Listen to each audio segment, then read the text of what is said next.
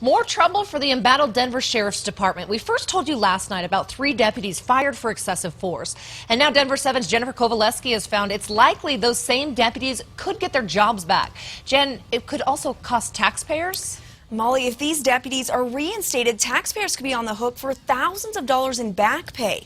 And it wouldn't be the first time. I spoke with a civil rights attorney who says that's the root of the problem. There is no point in firing these officers. The narratives and videos are all too similar, with matching discipline letters citing the same reason for termination: inappropriate force. These 3 Denver deputies are just the latest to lose their jobs for going too far. One deputy slammed an inmate into a metal table. Another smashed an inmate's finger, while the other punched an inmate in the face. It seemed like very high levels of inappropriate force.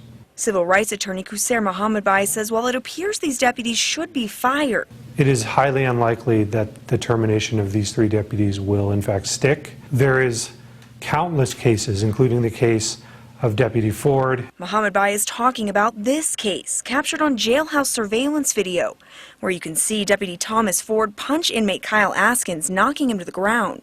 Deputy Ford cold-cocked Kyle Askin without any reason whatsoever. Deputy Ford lost his job over that punch, but 14 months later, the Career Service Board, which oversees discipline for the department, overturned his firing.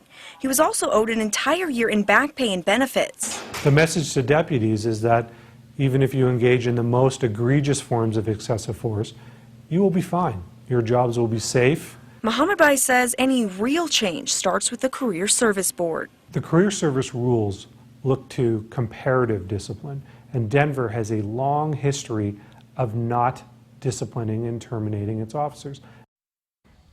Basically what that means is the board won't allow a deputy to be fired because another deputy wasn't fired for doing something similar in the past.